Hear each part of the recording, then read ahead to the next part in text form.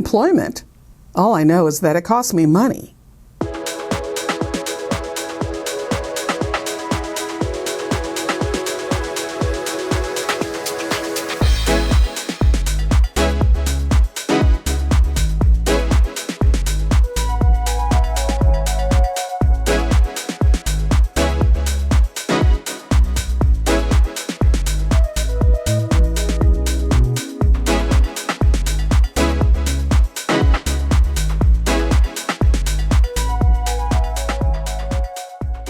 Hi entrepreneurs, I'm Vicky Brown, and you're in the right place if you want to engage your team, boost your business, and grow your leadership muscle. So, what is unemployment anyway?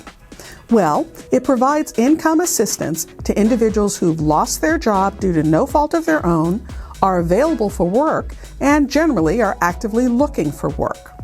The federal government has an unemployment insurance program called FUTA, and many states also have state-based programs called SUTA. Now, the determination for unemployment benefits for California workers, well, that involves a complex calculation. It includes total wages paid for the first 4 of the last 5 completed calendar quarters. If all that sounds very complicated, that's because it is. Now, fortunately, you won't need to know the details of the calculation. We can leave that to the unemployment representatives. The employee's eligibility is tied to them being unemployed due to no fault of their own, their availability for work, whether they're actively looking for work, and their ability to accept work if it's offered. As an employer, you have several responsibilities when it comes to unemployment insurance. Let's break them down. First, you're required to pay both federal unemployment tax and state unemployment tax. FUTA is a federal tax that's paid to the IRS, while SUTA is paid to your state unemployment agency. Now in California, that's the Employment Development Department, or EDD. Now, here's something important to note. Most employers can take a credit against their FUTA tax for amounts paid into state unemployment funds. This means you're not double taxed, but rather that the majority of your unemployment tax goes to the state fund. The amount you, as an employer, will have to pay is determined by a few factors, including the unemployment claims against your company. But keep in mind, you're only required to pay into your state's unemployment insurance account. You can think of that as a savings account. When an employee's unemployment, all or part, is charged against your company, the amount is taken from your unemployment insurance account. Now, you fund your account by paying a percentage rate on the first $7,000 in payroll wages for each employee. How much is charged to or hits your account is managed by a very complex set of rules and calculations. Let's just suffice to say it's not a 1-to-1 ratio.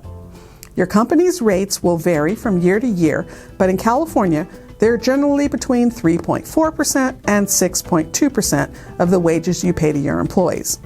The state will notify you annually of your rate, and when they do, be sure to update your payroll records. Another key responsibility is responding to unemployment claims. When a former employee files for unemployment, you'll receive a notice. It's crucial that you respond promptly and accurately. Provide any requested information about the employee's work history and the circumstances of their separation from your company. Your response can significantly impact whether the claim is approved or denied. And lastly, remember that your unemployment tax rates can be affected by the number and frequency of claims against your company. This is why it's so important to manage your workforce effectively and document any performance issues or policy violations that lead to terminations. The fewer approved claims against your company, the lower your unemployment tax rate is likely to be. Now, let's talk about the appeals process.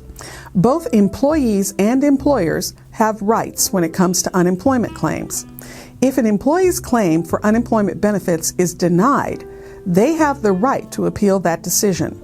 They'll need to file an appeal within a specified time frame, usually within 30 days of the denial notice. The appeal process typically involves a hearing where both the employee and employer can present evidence and testimony.